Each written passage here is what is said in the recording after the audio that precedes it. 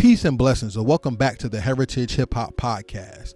This episode is sponsored by heritagehiphop.com. We are more than music.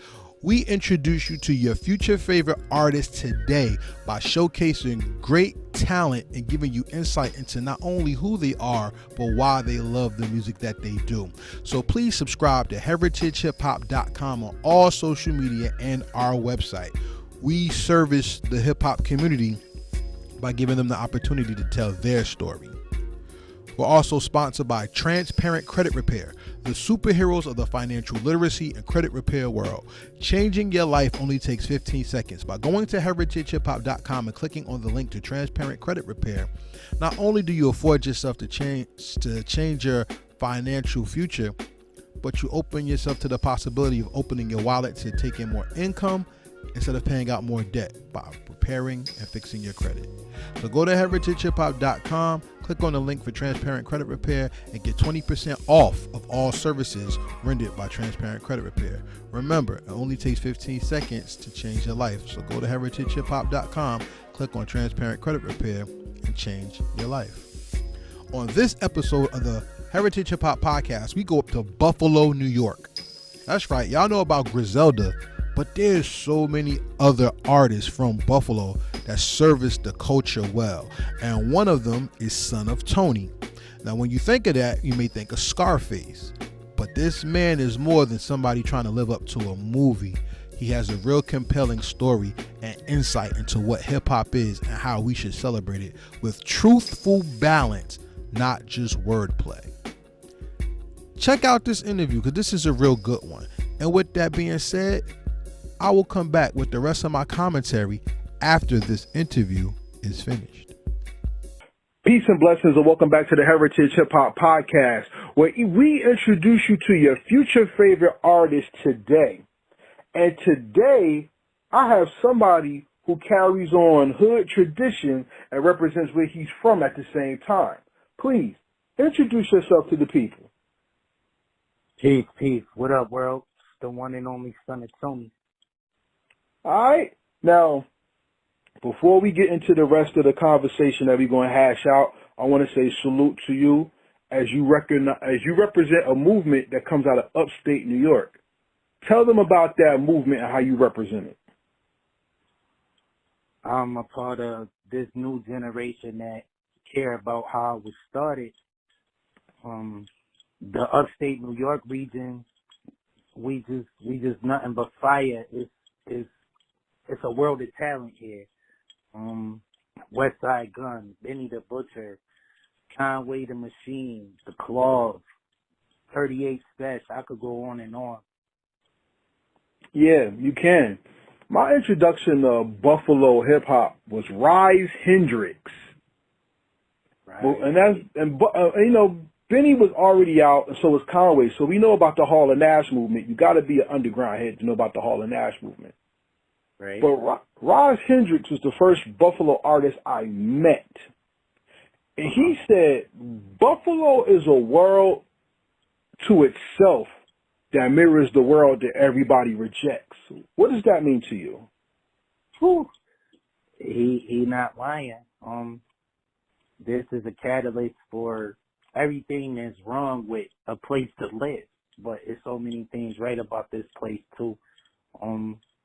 He's just talking about the environment and how crazy it is. Like, I don't know if you're familiar with it, but we don't call it Buffalo. We call it Afghanistan. Afghanistan. Okay. I heard Buff City. I done heard a whole bunch of stuff. You know what I'm saying? But yeah, these young boys updated it. It's Afghanistan the way they be letting it off around these parts. Okay. See, the thing about being from Buffalo is, from the outside world, everybody only knows Buffalo for the snow and the football team. That's correct. See, my knowledge of upstate New York is going to the store and the 40-ounce biz is in the same aisle as the baby products. Or you got somebody with the broke-down truck, and instead of having a doghouse, the dog is living in the backseat of the truck outside. Am I lying? Like, you laughing, but am I? That's real, right? It's crazy here. Yeah, upstate is a whole nother personality that may be new to people. Here. Huh? It takes a different type of person to live here, a different type of grit. Yeah, it's like until you've been there, you don't really understand what it's like to define there or here when you're in that land. You know what I'm saying? That's correct. What's the most Buffalo thing that keeps that city popping and on the map for you, hip hop wise? Hip hop wise? Yeah. Yeah, that would be Griselda. That would be Big BSF. That would be Drumwork. They keeping the city going right now until the rest of us catch up to that stature.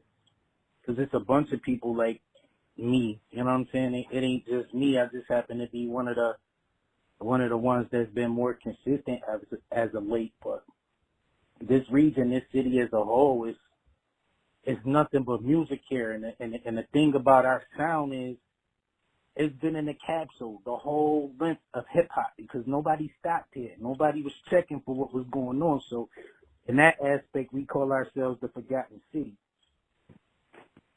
All right, I'm gonna ask you a real hip hop question because,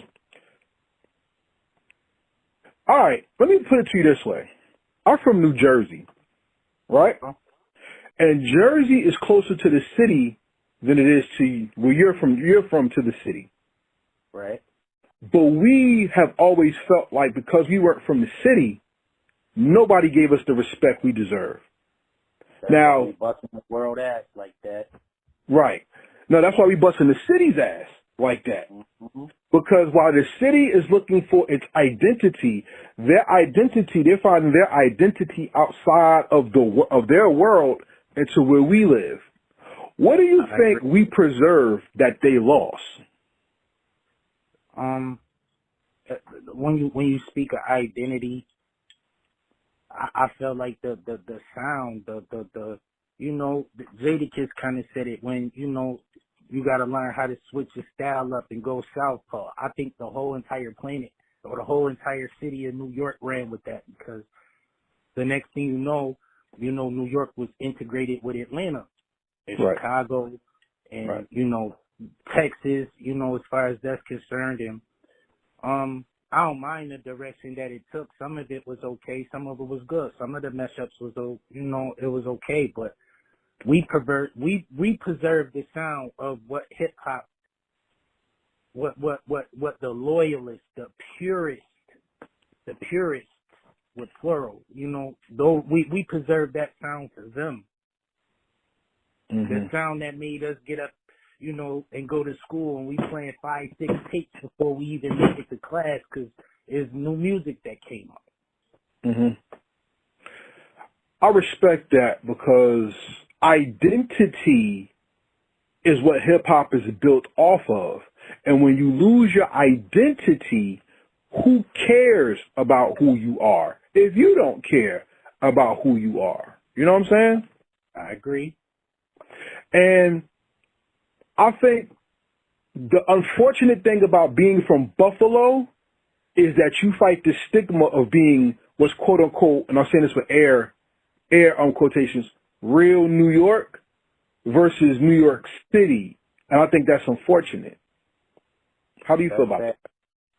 All right. It's I don't like it, but of course, New York is always going to be the Mecca. Like, it's always going to get that look. It's always going to get that notoriety. But it's good music everywhere on this planet. It's just goddamn right. You know what you like. You know what I'm saying? And for the whole world to catch on to what we doing now, I think it's pretty amazing because we long overdue.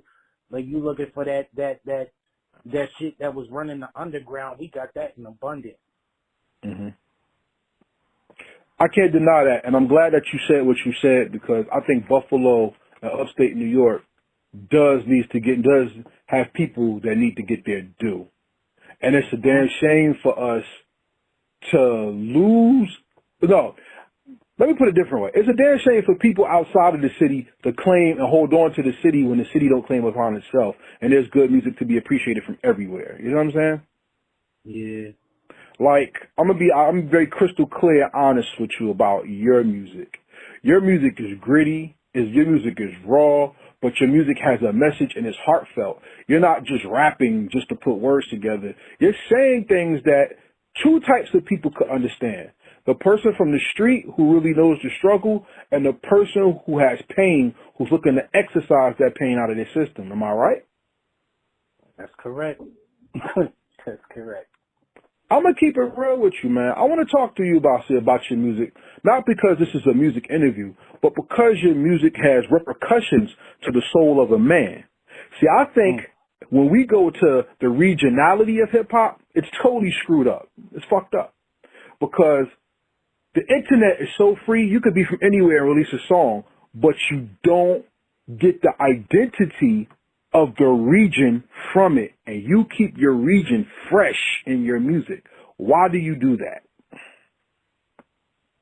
It's important. It's important for historical reasons, you know, being a part of the ushering the new generation, if that's what you want to call us. Anything after the golden age, the golden era, is new age.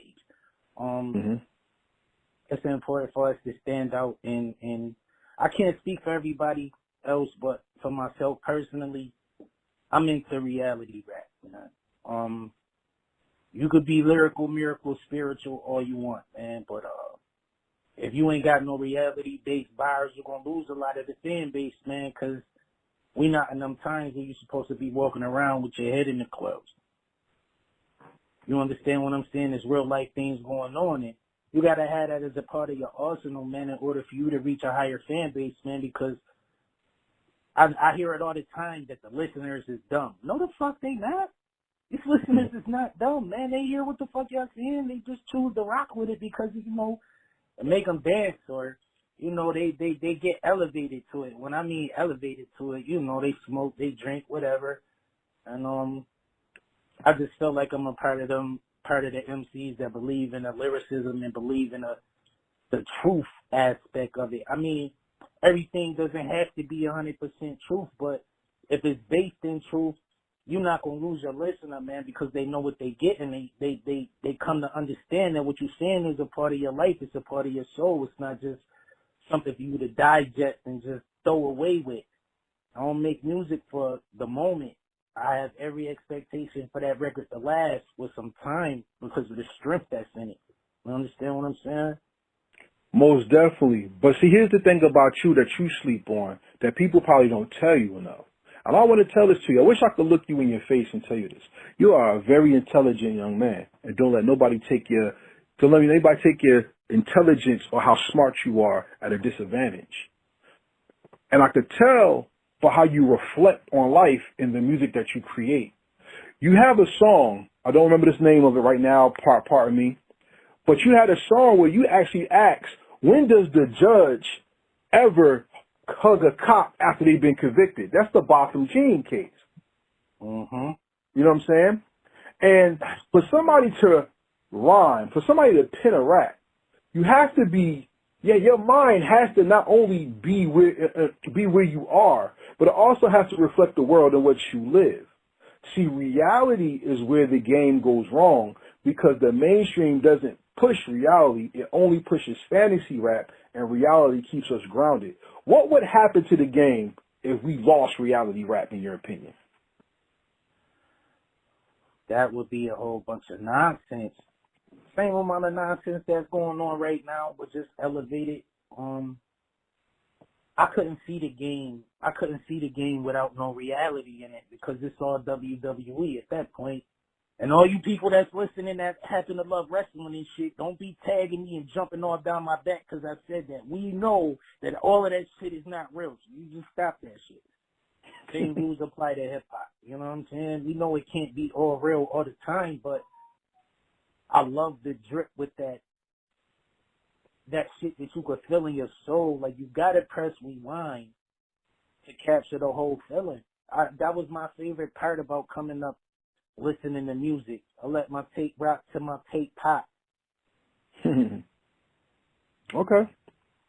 So let's talk about some of that music that you make that makes the tape rock to the tape pop. It's about getting a grip on who you are without losing the respect of who you are. How do you always keep your composure to make sure that you're respected and heard on a song, and not just a song somebody plays and just goes through?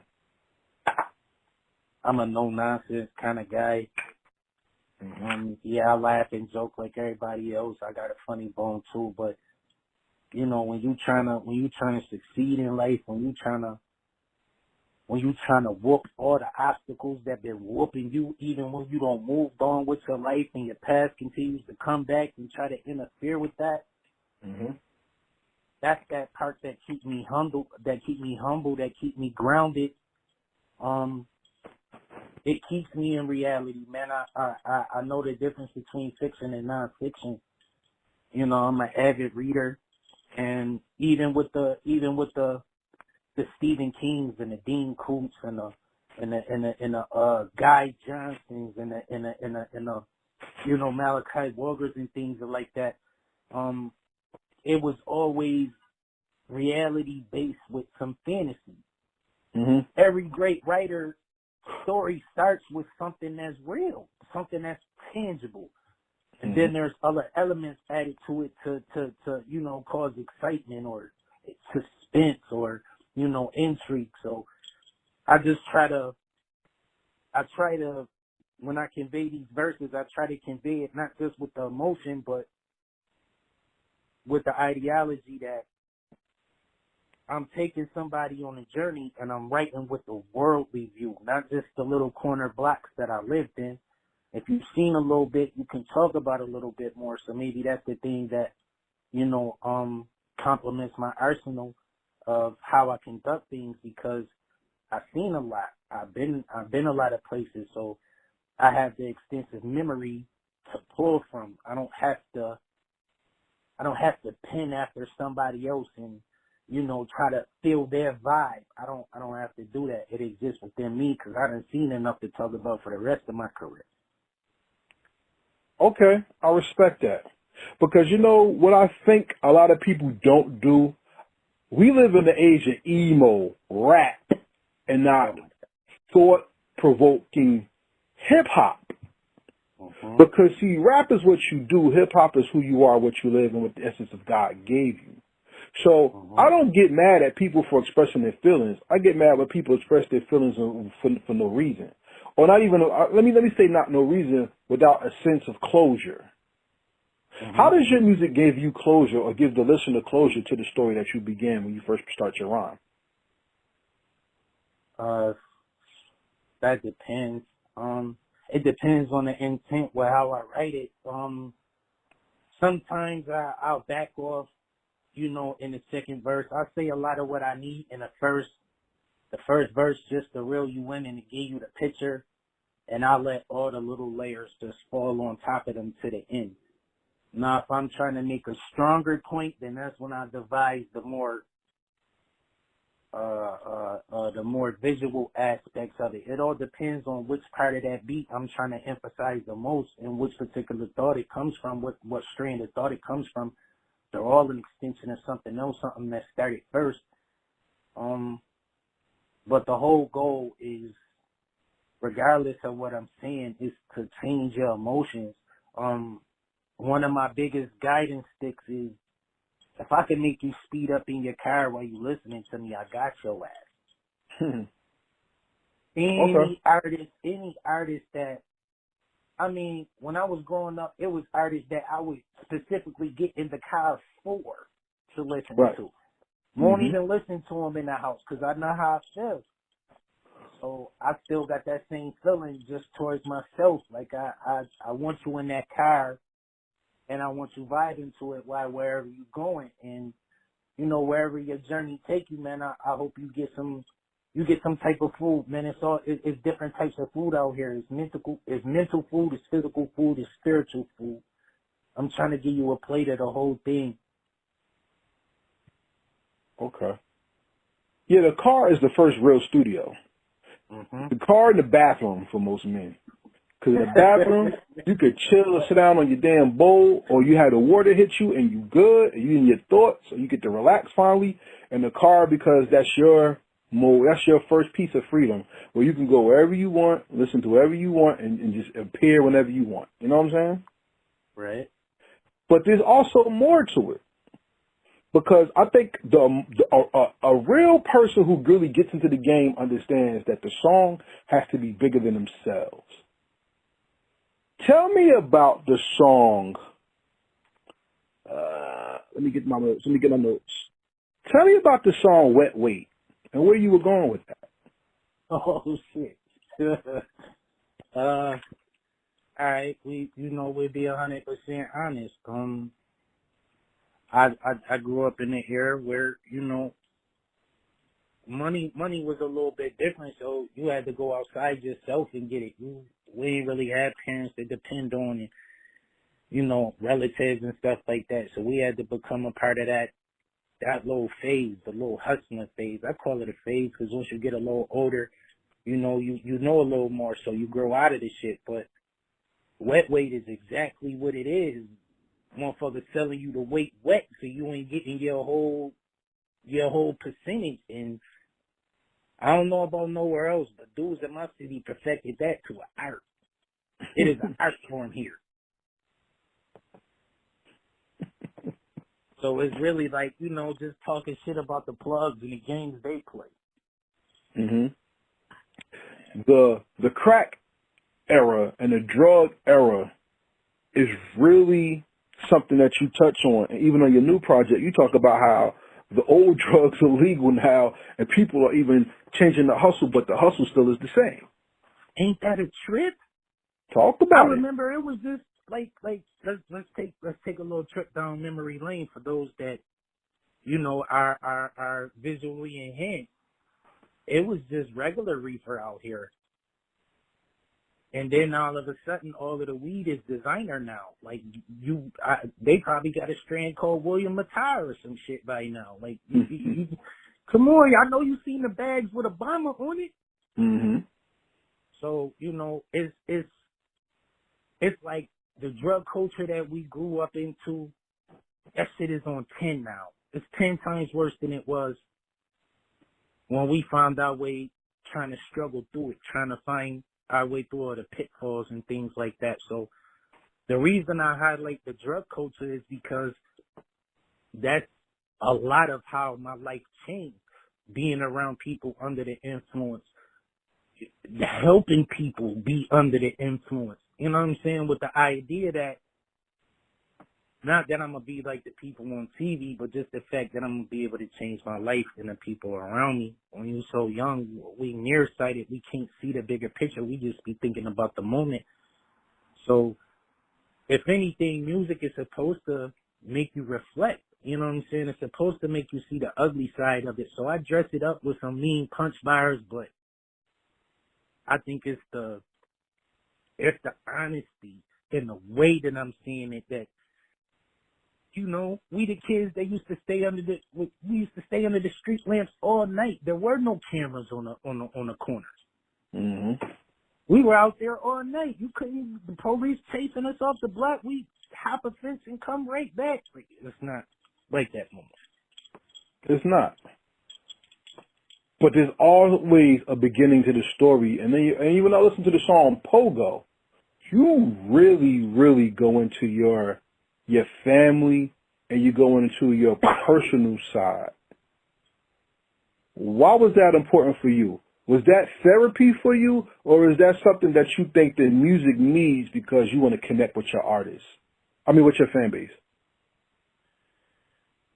It's therapy and it's the will to look.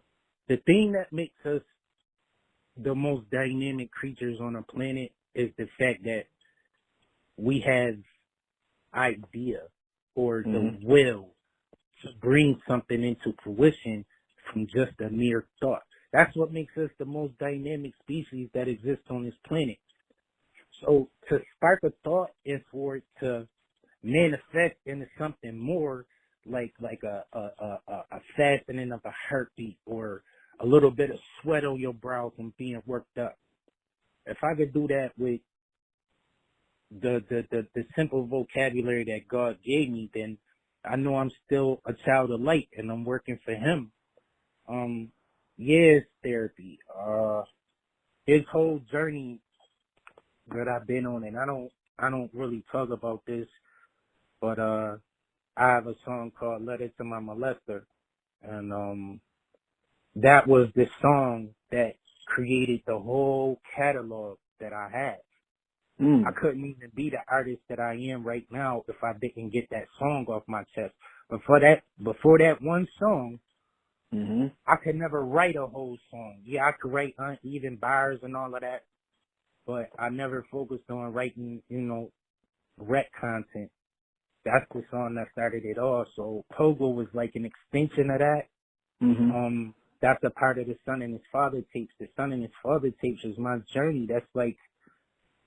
It's like my life dialogue, it's like me speaking in the third person, and I know it's me because I've lived it, but it's a trip the way that everybody connect their songs like that. I had people all over the world hit me up about that Molester song and the stories that they hear and stuff, like, the stories that they tell me and, they little traumas and stuff like that. And I would think that something that was so embarrassing and so painful for me to relate to the planet, the end feeling was that I know that, God put this on my heart for me to help somebody heal in some kind of way, not just myself. And once I thought about it like that, I didn't see it as a blight on, the type of material that I choose and stuff like that. For all of the times that I talk in a destructive manner, I find ways either in that song or around that song to bring the light back. I'm an advocate for the light, man, and for the people that's out there with trauma and living with trauma and they don't ever talk to nobody about it and they feel like they hopeless and all of that, like, it's a million people on this planet that's going through that same thing, like you just don't know it. Facts. And that's why I think hip hop is so important, because where do men get their feelings out, their aggression out, get that raw energy out when they feel like they've been mistreated? See, women actually have groups, and women actually go to the bathroom together to talk. Ain't that a bitch? Like, that's crazy. You know what I'm saying? But as a man, where do you go to talk about your displeasure or the things that piss you off? How do you get things off your chest? Some people go to the gym, and sometimes that's not enough. Some people play sports because they want to take their aggression out on somebody. That gets you salt and battery charges as well if you're not careful. That's a fact. And a lot of us, barbershops. The barbershop, but then we start finding out some of the barbers are just as little fucked up as some of them doctors up there that touch people. You know what I'm saying? So it was hip hop that got people to talk about heartthrob never, black and ugly as ever, however, you know what I'm saying? That gave the big guy confidence. Right. Or the smart guy got confidence with turn over force. I'll tell you about a teacher in the lesson. Classes in session so you could start guessing this. You know what I'm saying? You had the guy who was teaching. So the intelligent guy had a rapper for himself. They're, like you said, lyrical, miracle, spiritual. They had most death and all of them. And the smokers, they got red and meth. Everybody had somebody to represent them. But it's the people who bring out the harshest pictures that get the most respect in hip-hop. That is correct. Remember one of my favorite. I'm so blunt. That's kind of why I'm so blunt with it. Is more than the shock value. It's somebody got to tell the fucking story, because all of you are lying. No, everybody was a fucking boss. Everybody started out as a boss, huh? Nobody was a worker. Nobody had to sit in the house and bag up nothing and couldn't go where the rest of the crew was going because it was party time and you had to stay and work. It's a different time, man. And they got these kids believing that the shit that they see is really real, and it's not. It's just an illusion. it just looked real good. I'm glad you said that because one of my favorite lines, I don't know if you like a comic book head or a cartoon head when you was little. Some people were, some people weren't. Okay, I used to watch Batman, the animated series, right? That was my joint. Yeah. And there was one line in that cartoon that stuck with me for the rest of my life. And the line was, It was Alfred. no, it was the mob boss. I can't remember his name offhand right now, but it was the episode where dude turned into Two-Face, and the girl said he has a squeaky clean image. We can't find dirt on him. And the mob boss said, keep looking, because the brighter the picture, the darker the negative. And people love to give you all the good shit that they do, but they hide the truth because they're ashamed of who they are. Yep. What is the benefits of knowing who you are and giving your truth so nobody can deny you or your truth? Like I was saying about that letter to my molester thing. Mm-hmm. If somebody happened to know about that and they was trying to expose me for that, you can expose me for that. I already talked about it. I'm not leaving anything in my wide memory bank for somebody to come and say something about and I don't address it first. I'm going to address it first because I have a duty. I have a duty as a civilized man to not just uplift, but inform. Not just inform, but be charitable. Not just be charitable, but be mindful that the things we say and the music that we say it over is the thing that connects us all, because music is the universal language. Just like love is, music is too. So the things that I put over the airwaves, man, is like I'm challenging a mere mortal to find the good in self. No matter how ugly it might have been on the journey, everybody has that breakthrough if you stay down long enough. Some people give up. Facts. Everybody listening to this podcast, this is Karev from Heritage Hip Hop with Son of Tony. New artist to you, but great artist from Buffalo, New York. And as we continue this interview, I want to ask you about your name. Scarface inspired only, or is there more to it? Absolutely not. Absolutely not. I'm the one and only Son of Tony because my father had no more kids other than me. I like it. That's after my daddy name. I lost my dad. My dad got murdered on the morning that I maxed out from prison. Wow. And coincidentally,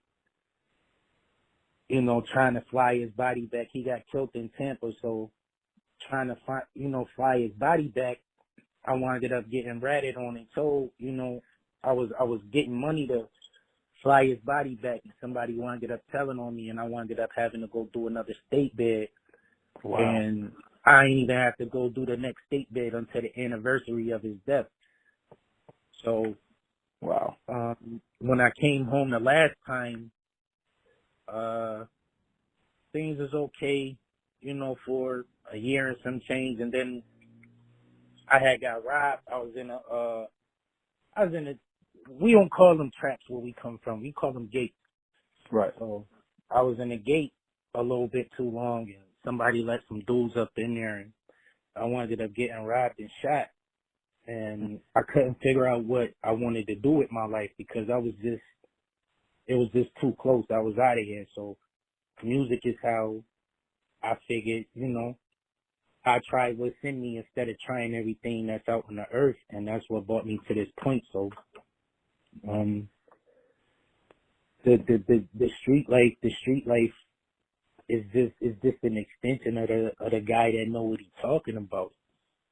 I hear a lot of these drug bars, man, and they real suspect to me, man. They really, really suspect. Even the way that they saying it, which lets me know that y'all wasn't really a part of that, just somebody y'all know. Y'all writing somebody else's life. The shit that I hear y'all rapping about, there's some of us out here that really live that and really a testament to it, and we really changed, and we really, trying to shed some light on all the poison that we did, because how else do you have atonement? How else do you make atonement for knowing that you did wrong and you wondering why karma keep coming to you the same way that it is? But that's the gift and the curse of experience. And to be honest with you, that's why artists like you are always pushed aside, because to keep people deaf, dumb, and blind, the experience that teaches is the story that people don't want to push so people can hear you. That's Right. why I'm so glad to get to talk to you, because your narrative and your story needs to be heard. Because some of these people call what they do hip hop, but it's not even hip hop. It's not even part of the hip hop culture. It's like rap culture. I can't call it something that it's not. Right. And how do we know what truth is? Truth is the identity of lessons learned through pain. That's a fact. Because if you don't feel pain, you don't know who you are. If you don't understand heartache or heartbreak, you don't know what you like or what you don't like. And if you don't ever get to tell your truth, you're never the person that you think you are, and that makes you a liar. Am I correct? You're saying some real prolific things right now. Listeners, I hope y'all paying attention. The man got a gift with what he's saying. Well, we get that to the Most High. But I talked to Billy Dance. And Billy Dance to me is one of the best MCs ever, right? What's up? And he told me, he said, do you know what a liar really is? I want to ask you that question. What is a liar? Someone who absorbs the truth for whatever reason.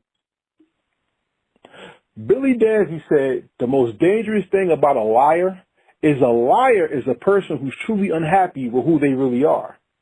So they make up a reality for you to believe in because their own reality sucks and they don't accept it. Mm-hmm. And hip hop has always been painful reality, and rap has become the liar that's giving hip hop a bad name. How do you feel about that? What do you think about that?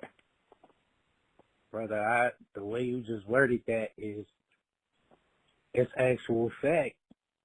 And that's part of the reason that, I may seem so aggressive or I may seem so rough around the edges to other people, because the struggle to change one's life from innate circumstances, from dire circumstances, from always being behind the pocket and being locked behind systems. We start out in debt, all type of things. And there's systems that you have to beat just in order to be your freest self.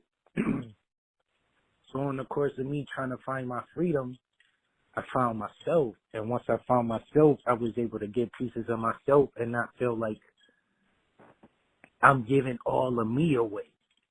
Because some of them songs, man, I shit you not, I decipher the bars, and I love music just like everybody else, but some of it just stick with me wrong because it just don't sit right in the soul. And by me being an artist,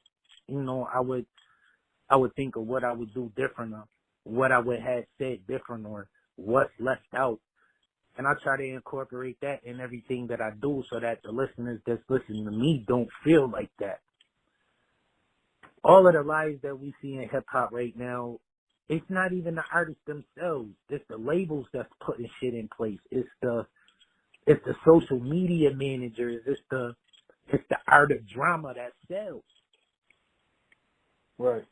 And it just put a black eye on the game, and it just looked like hip hop is a fucking joke to the whole entire planet. But y'all still forgetting that hip hop is number one. We outsold rock. You can't tell us shit.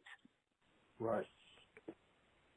For once we finally made it up there where rock and country is at. Nothing touches rock and country as far as radio and as far as being a megastar and all of that. No, we have megastars in hip hop now, because I'm telling you, I know people love Little Uzi Vert, but I don't know how this guy got billions of views on YouTube. I ain't watched them videos not one time. I'm not a part of that billion and change. Right. That just goes to show how far the influence can go.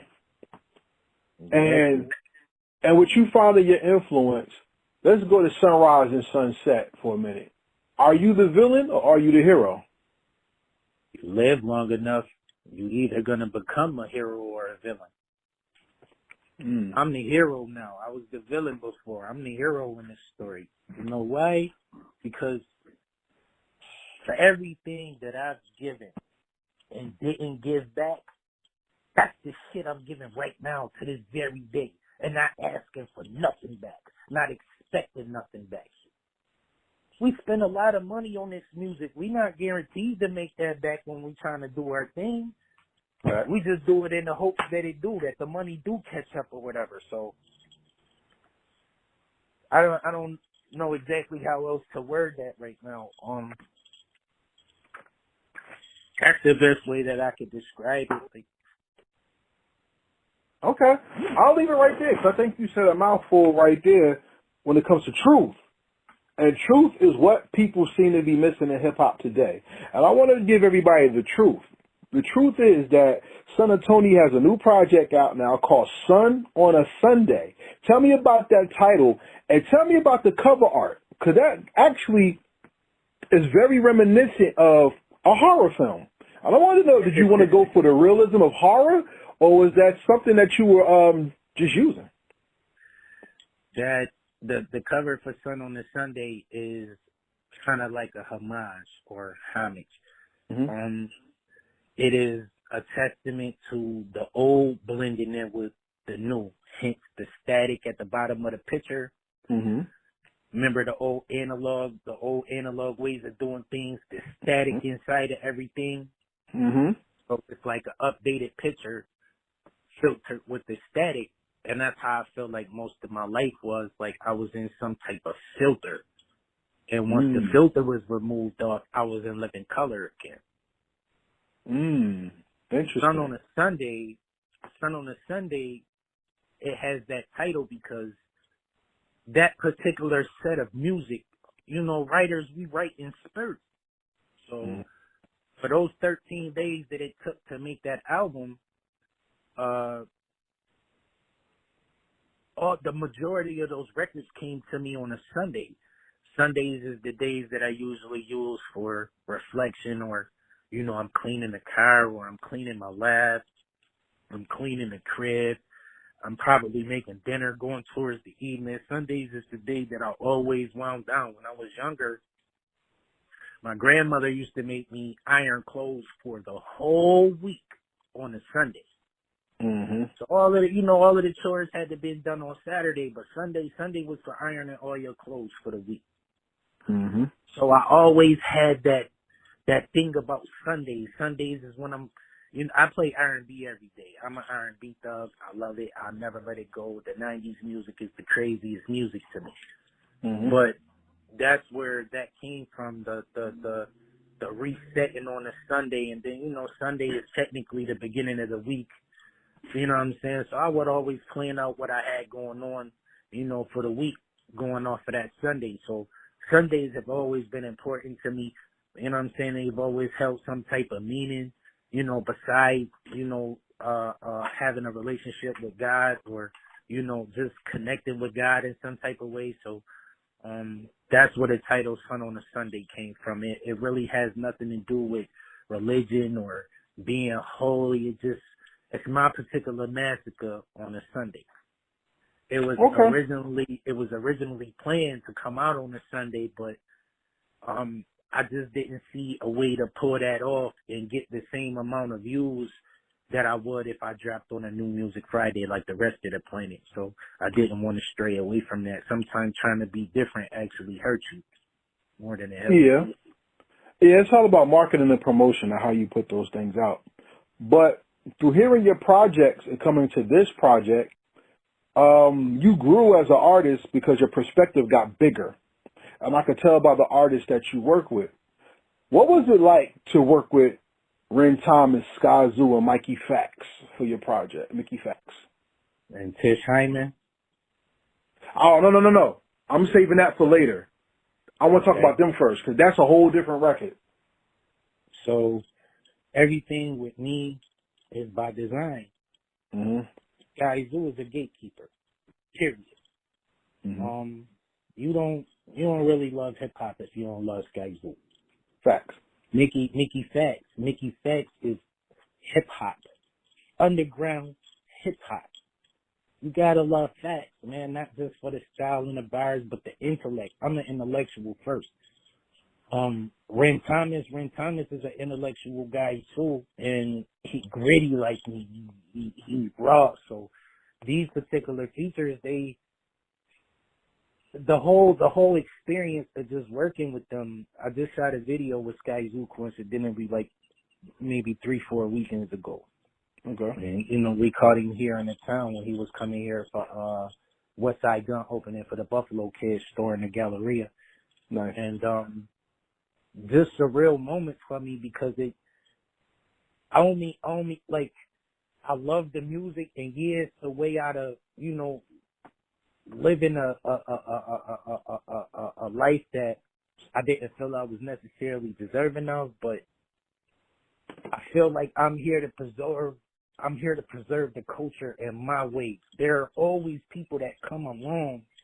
There are always prophets that come along to tell the story, to give the testament, to testify.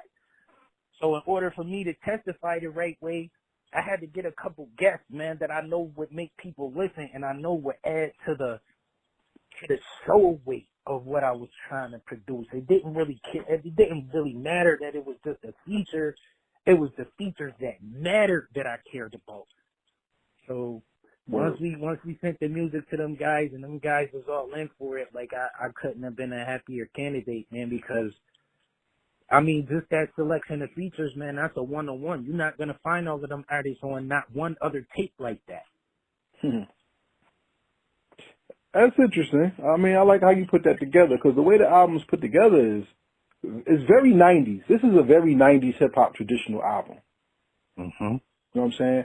And even the titles of the songs. Tell me about Forethought and Afterthought, because I thought they was all eloquently placed when it came to how the album transitioned from song to song. Yes, sir. I threw a couple. That was the great thing about hip-hop back in the day. Everybody always had something fucking unique. I cannot describe to you how incredible that was to me. Perfect example, Redman, Superman Lover. That was like, I couldn't believe somebody could go so hard over the same record so many different times and it should be better than the first one. So the afterthought and the forethought was meant to, those are the ones that I did with no hook. Bars, just a bar fest in rhythm. And I know that was unorthodox because, hooks are there for a reason. Chorus is there for a reason. Bridge is there for a reason. But I needed to be as raw and reminiscent as the shit that drove us crazy on them Clue tapes, them doo-wop tapes, them fucking, you remember the times. You know exactly what I'm talking about. I want that song. Like how people lined up the Biggie projects to go, cop his dubs. Like that's the feeling that I wanna remind those of. Cause it seemed like it's out of fashion now. You keep hearing these artists like Lil Yachty talking about, older people, old niggas is old, and if you old, you ain't got no career and all of that. I'm not even an old nigga, but I feel like, shut the fuck up. Shut the fuck up, man. We don't even like you, dog. I think before you continue that thought, you talking about some shut the fuck up, man. I think like that work my nerves, man. These so cocky ass young dudes, man. These y'all goofy as shit. But you got to remember, and this is what I want you to think about, because like I said, you're very intelligent, so don't fall into that trap. He's set up to say things like that so people can follow him. He's a pawn in the game. Oh, it's a shock value, huh? So think about this. You a Bible reader? You ever read the Bible before? Yes. You know who Rehoboam is? Yep. So what was Rehoboam's crime? It was blasphemy, right? No. Rehoboam didn't listen to his father. His father was King Solomon. And he told him when he inherited the kingdom of Judah to listen to the advisors and follow the way of the people. But Rehoboam was a young dude. So instead of going to the elders for guidance, he went to his people who had lack of experience. And because they beefed between the elders and the younger people, the kingdom was split into two. Right. Yeah, Israel and Judah. You see what I'm saying? And that's how you had the 12 tribes, and there's 10 lost tribes, the lost tribes of Israel and all that. It's because of that. And little Yachty's statement, I don't know about him because I don't know him, but that statement is a continuation of Rehoboamism. It's turning the youth against the elder. Because with our generation, I don't know if you're the same age as me, it really doesn't matter. But with our generation, though, we had a certain set of rules that this young generation don't follow because, A, the gatekeepers are people who were the heads of the community got taken out of the community. That's one. And two, you have people who don't care for the community in charge. They just want to get what they want to get and don't care about anybody else. And those are the children under that influence. Mm-hmm. And when you are a person of age who knows about the experience, you have to respect the youth for where they are, but you also have to guide them if they accept the guidance. And because people honor Tupac in the way that's just very weird to me, it seems like when he says stuff like, my attitude is fuck it because motherfuckers love it, it goes into the youth saying, well, this is what happened, so why not this? And they do the same thing that elders do. The elder people say, I don't listen to hip-hop because y'all mumble and y'all don't say nothing. Well, there's people of this age that do carry on tradition. And then there's people of them that says, well, it's not fair. You push Biggie and Pac in our face, and that's all we know. And that's because people aren't teaching them Tribe Called Quest, De La Soul, KRS-One, Public Enemy, NWA, Fully, not just Eazy-E, because of the movie and things like that. I don't have feel like to be careful. I personally, I don't feel like hip hop should be ranked between older niggas and younger niggas because if there's no older niggas in the game, who the fuck is we looking at? I don't know about nobody else, but on my trip, on my journey to becoming a man, I watched other men to learn how I was supposed to be. That's the point. So without these people in front of us, how do you even see yourself in this macrocosm of people, of artists? We really are one. It's really all one set, no matter your age. Yes, in theory, and no, not in concept. Because here's the thing, and you know this as an artist. Artists dick ride each other to the point where it's disgusting.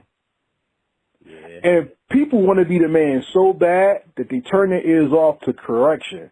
And it says a wise man accepts rebuke because he'll learn, while a fool will just go with whatever the people say and don't take ear to anybody. So what happened was during the turn of hip-hop, when people were getting quote-unquote aged out, they were telling you what was going on, and people didn't listen.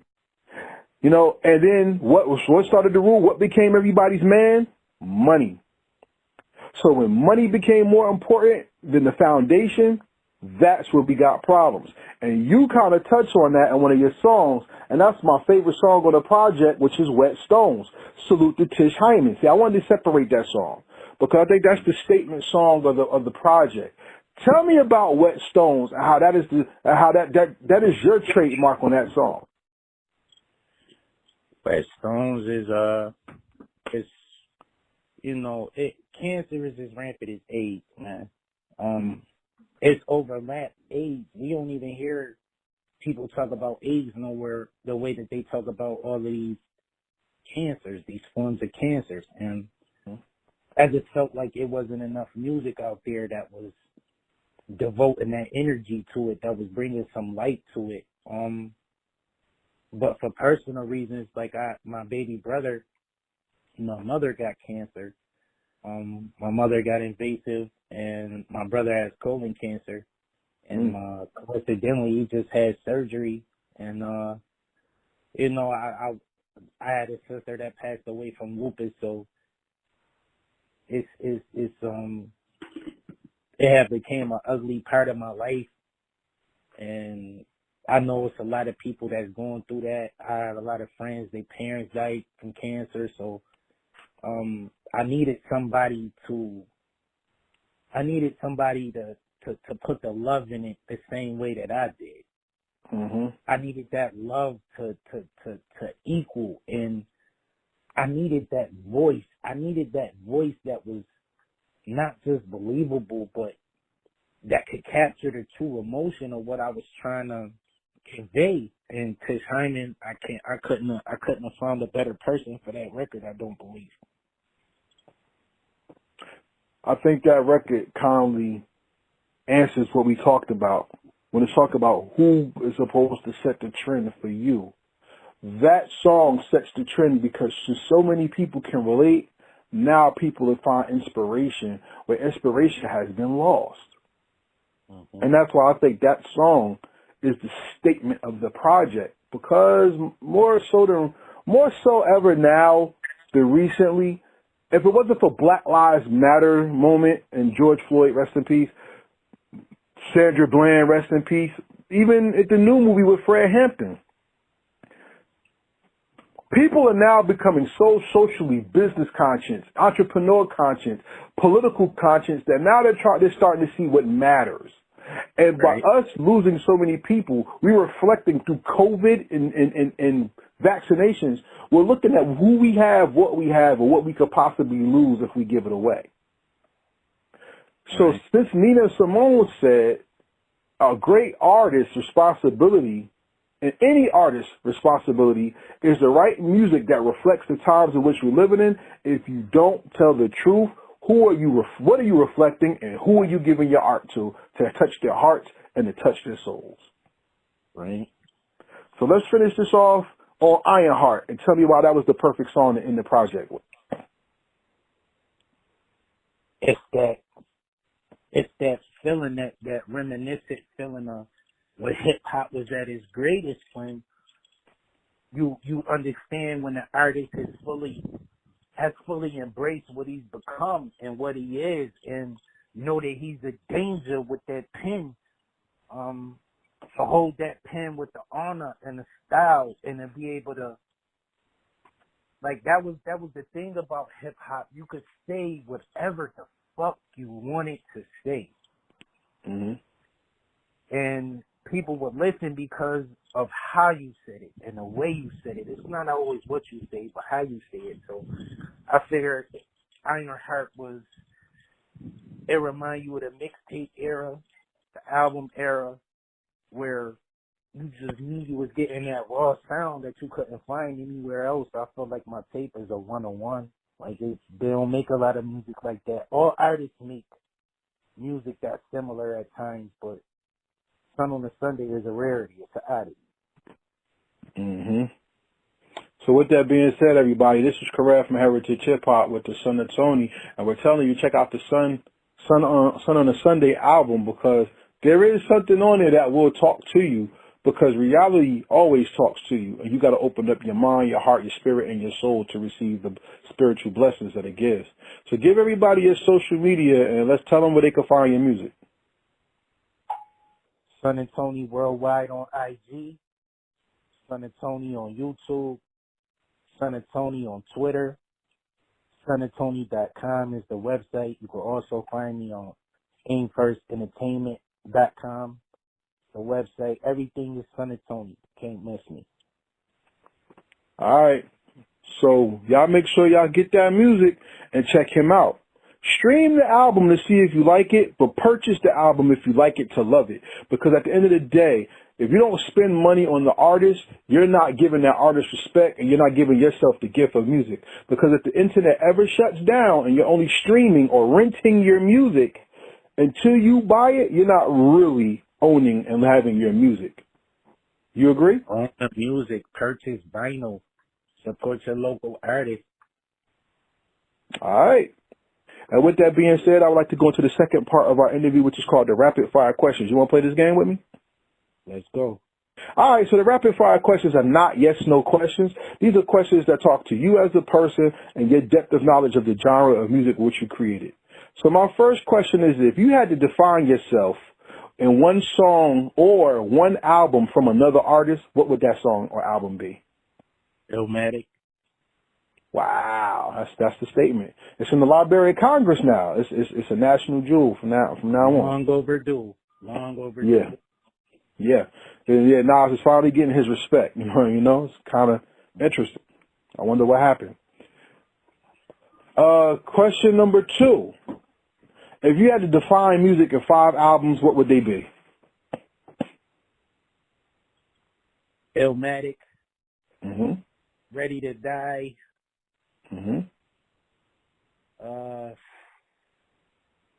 Not Ready to Die. I would say Life After Death. Okay. I would say 36 Chambers. Mm-hmm. I would say Get Rich or Die Trying. Okay. One more. And I would say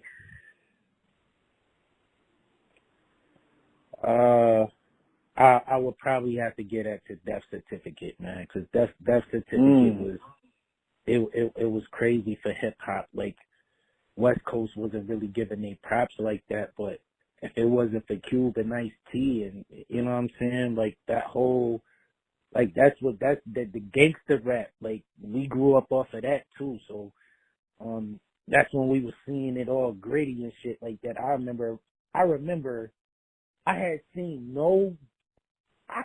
we all seen, weapons in videos and shit like that, but you remember the Onyx video, the throw your guns in the air joint? Yep.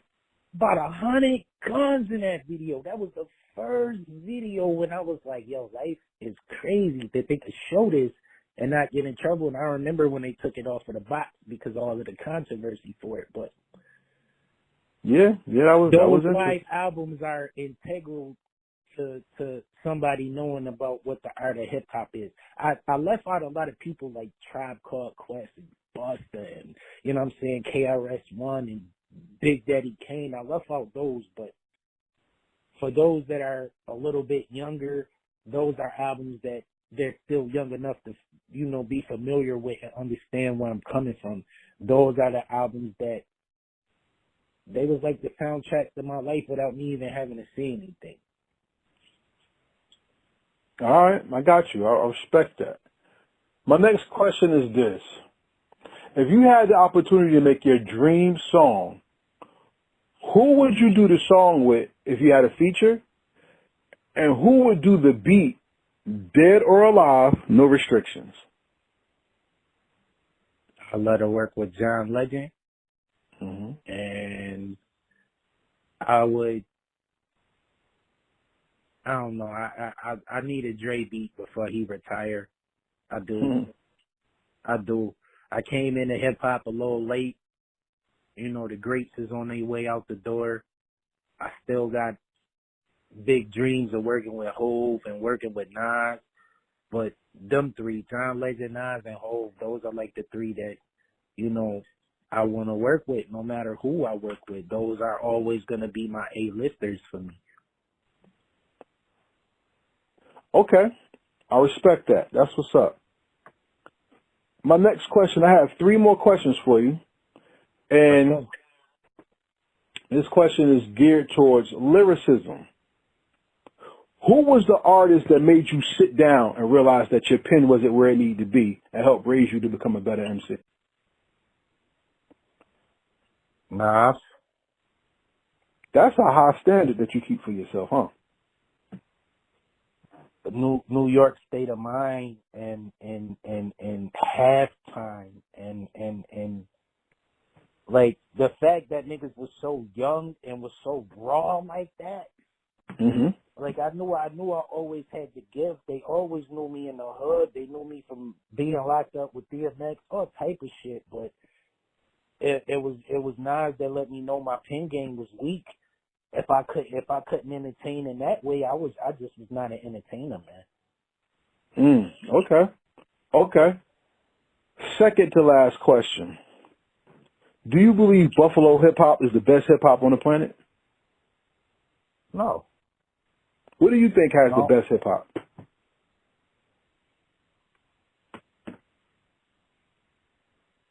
That's a good question. I'm not even sure. Good hip hop come from all over the planet, but if you was asking me like who got the crown now, Buffalo got the crown now.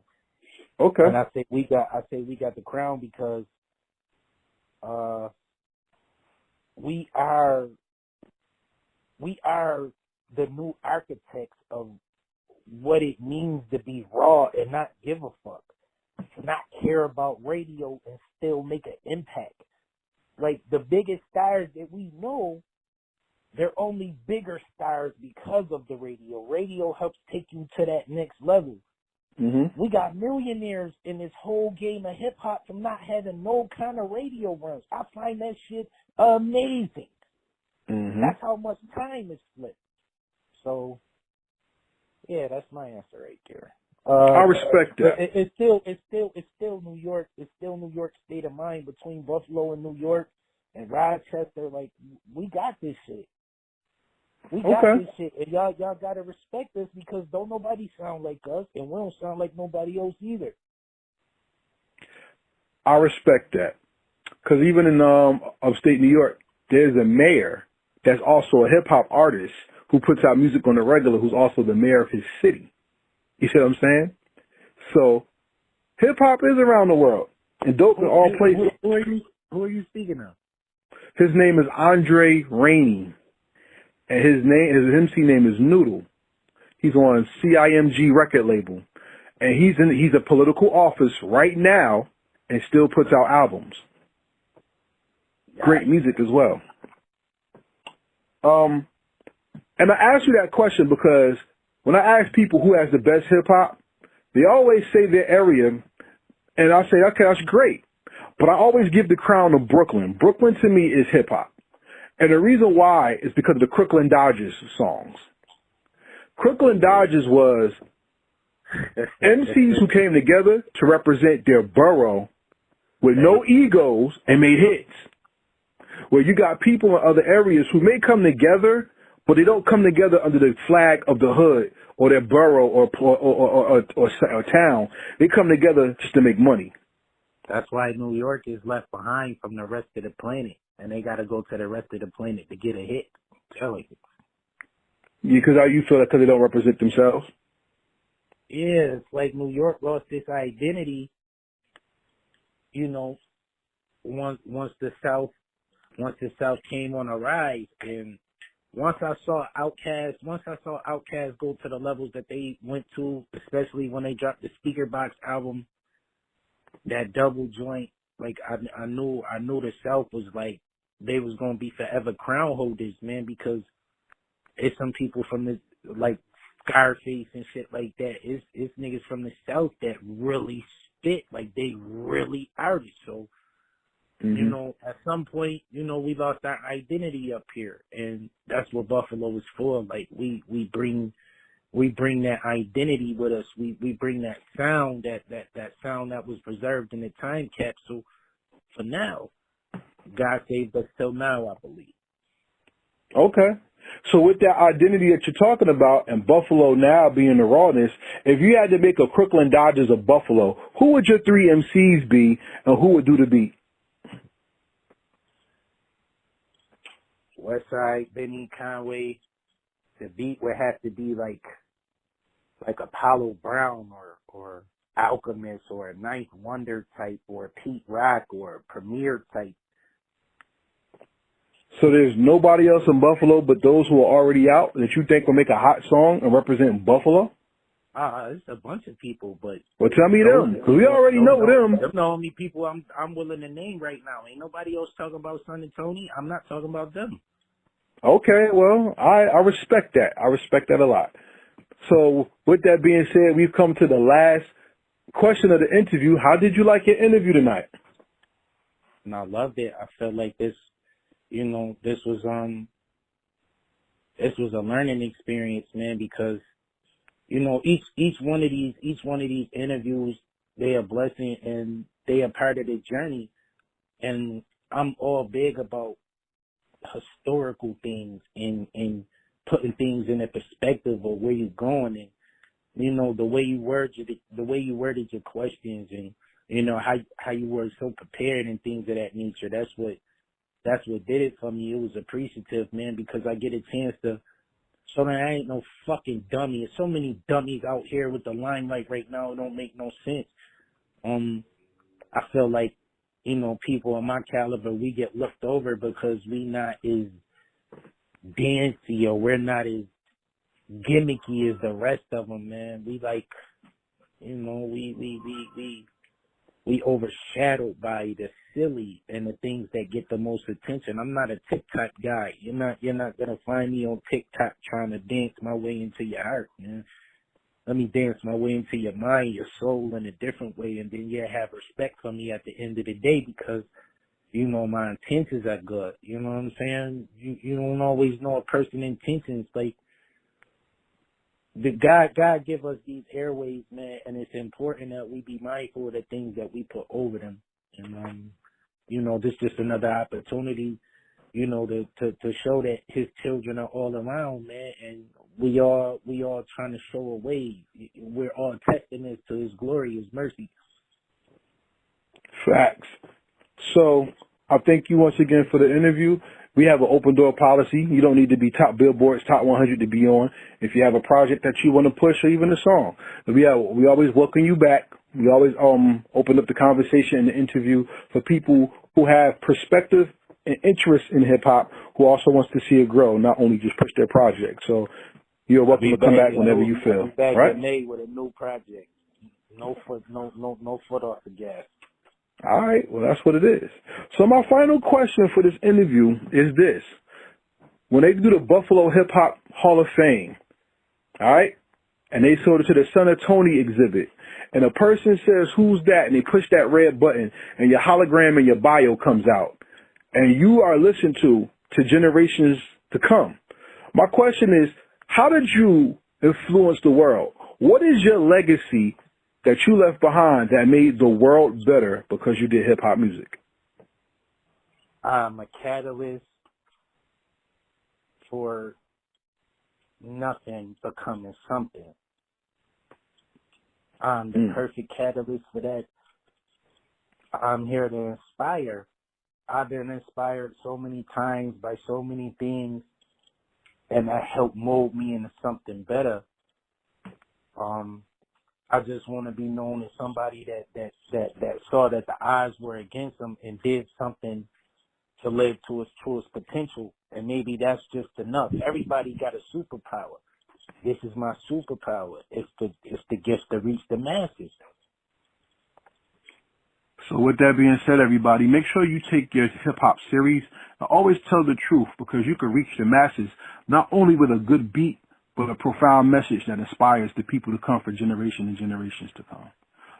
And with that being said, we're ending this interview right now with Karev and Son of Tony. New album, Sun on a Sunday, out right now. Make sure you go get that and don't be dumb. Always support good music. And with that being said, this is Karev saying peace, and we out. Peace, love, and light. Thank you for listening to this episode of the Heritage Hip Hop Podcast, where we bring you your future favorite artists today, and we hope that Son of Tony is one of those artists that you want to hear more from.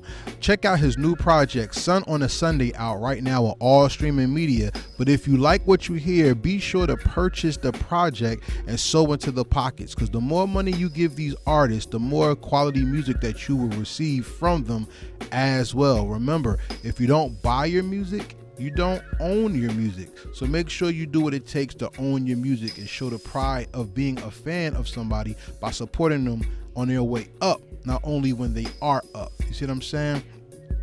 This is Karev from Heritage Hip Hop saying thank you to everybody who's traveled this journey with us. We are on season 3, which means we are over 100 episodes of the Heritage Hip Hop Podcast, and that cannot be possible without you. So thank you for supporting us. Thank you for riding with us. And we want to say thank you to the team that makes this possible. Shout out to Fatty's Place. Shout out to MJ Hip Hop Connects. Shout out to the Heat DJs, the Fleet DJs, the Goodfellas, Lex, Fire Jaws, everybody who supports, and everybody who's part of our peer group. We thank you, because without you, we will not be inspired and we cannot go to the next level. So to help us go to the next level, if you'd like to donate monetarily, Our Cash App is $Heritage Hip Hop. If you would like to buy merchandise from us, our store is www.storefrontier.com/heritage hip hop. If you would like to buy t-shirts, hoodies, merchandise, etc., go to storefrontier.com/heritage hip hop. You can follow us on all social media at Heritage Hip Hop. Our website, heritagehiphop.com, where members receive exclusive music and great interviews as well, and they come out earlier than on the social media platforms. Not only that, ladies and gentlemen, so Heritage Hip Hop is built off of the culture and appreciating our music and us telling our stories. So thank you to everybody who comes on the platform and tells their story, because we support you 100% no matter what. We're also sponsored by Transparent Credit Repair, the superheroes of the financial literacy and credit repair world. Change your life in 15 seconds by going to heritagehiphop.com and filling out the questionnaire and the application to get 20% off of all services and to change your life. Open your wallet to more income instead of taking money out to pay off more debt. Changing your credit is changing your life. And with that being said, this is Karev once again saying thank you. We have new things coming. We have new interviews and bigger events that we're going to sponsor. So with that being said, stay tuned to greatness as we say peace and we out.